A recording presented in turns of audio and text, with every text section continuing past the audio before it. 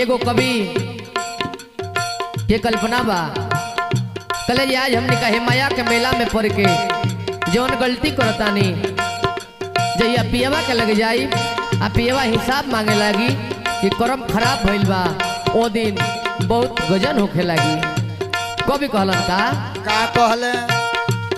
एक दिन पिया लगिया जइबू ससुरार गोरिया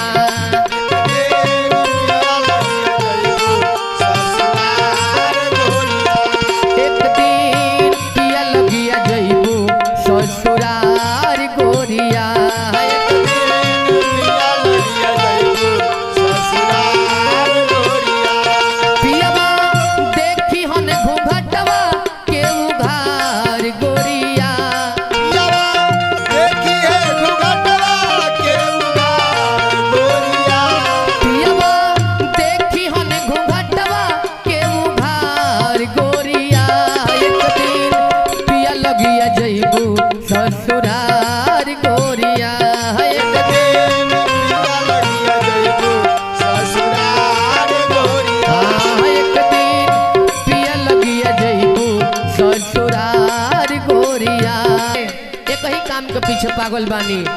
कितना धन कमाली लेकिन केहू ए फेर में नहीं थे जे धन कौना विधि से कमातानी जौन विधि लगौले बानी सही होता आकि गलत होता। माया के मेला में करता रुखेला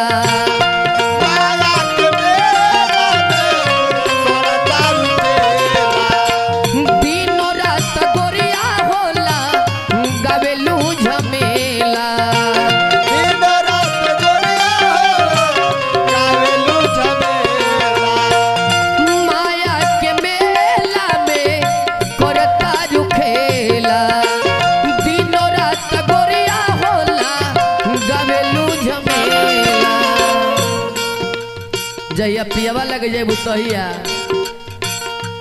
कि ओह दिन अरे लगी जाई भीतरे तो ओह दिन लगी जाई भीतरे बोखार गोरिया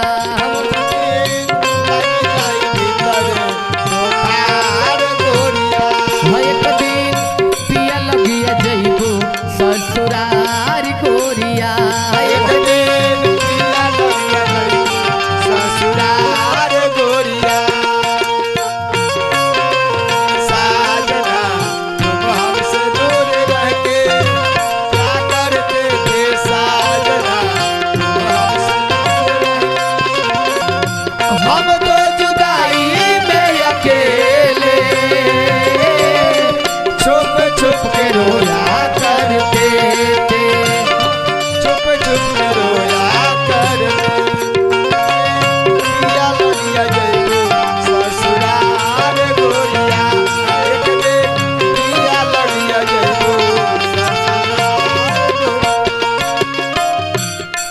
कभी कले जे पगला कौना फेरा में जुराइल बारो जहिया जज के सोधा अदालत में कोर्ट पेशी हुई ओ दिन मुंह से बकार ना निकली जज के सोझाया अदालत में जइबू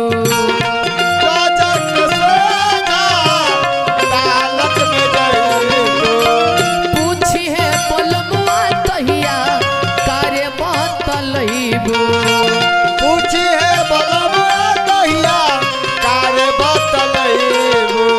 जहिया बलमुआ पूछे लगे है वो दिन बकार ना निकली कोनो जवाब ना मिली जज के सोझाया अदालत में जइबू पूछी है बलमुआ तब कार्य बतलइबू तो ओह दिन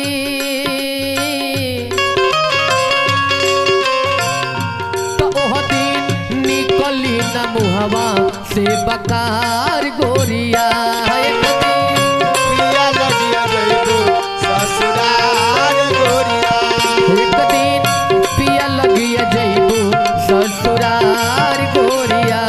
एक दिन पिया लगिया जइबू ससुरार गोरिया पियवा देखी हन घूंघट